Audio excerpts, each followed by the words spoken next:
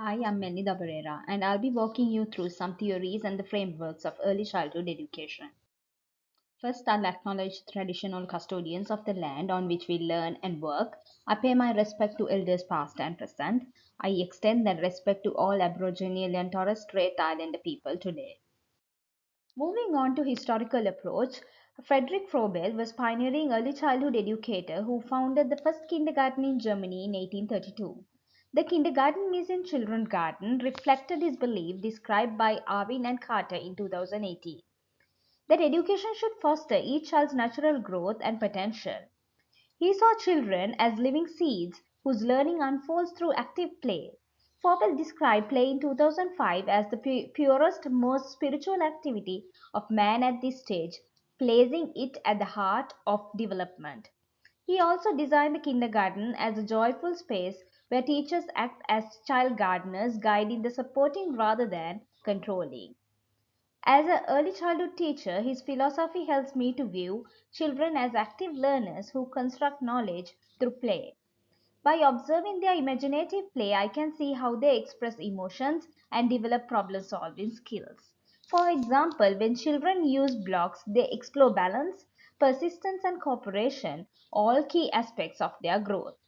The Reggio Emilia approach is a contemporary approach developed by Loris Malguzzi in post-war Italy, sees every child as capable, creative, and deeply connected to others, as noted by Malguzzi in Penn's 1997 work, cited by Arvin and Carter in 2018. Malguzzi spoke of the 100 languages of children, describing the many ways they express themselves through art, movement, storytelling, and play, as highlighted by UNESCO in 2010.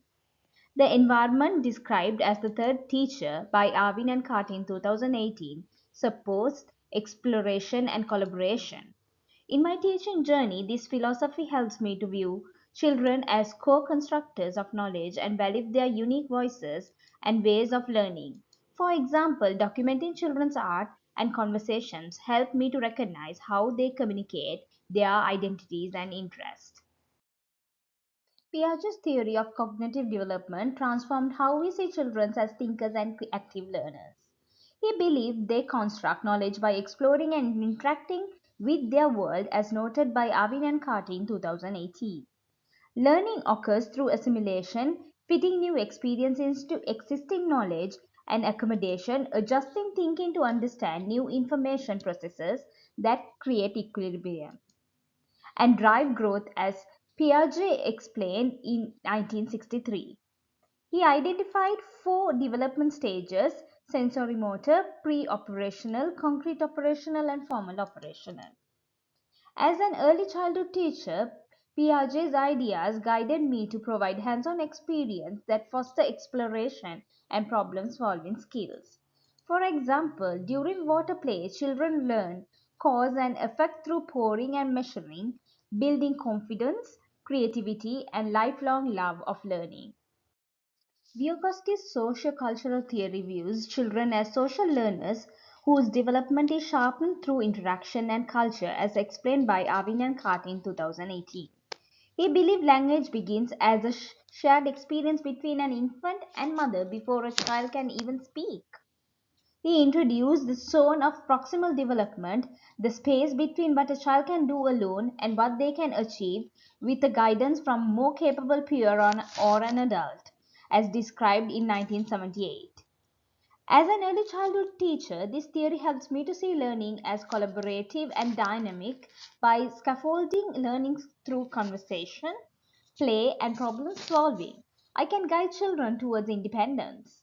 For example, pairing a child who is so confident in puzzles with one who is still learning allows collaboration with EZPD, supporting peer learning and empathy.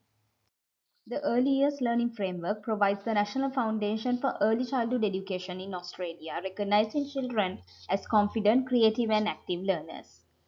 It strengthens focus on Aboriginal and Torres Strait Islander perspectives, sustainability, and digital literacy, highlighting how learning is sharpened by culture, identity, and place.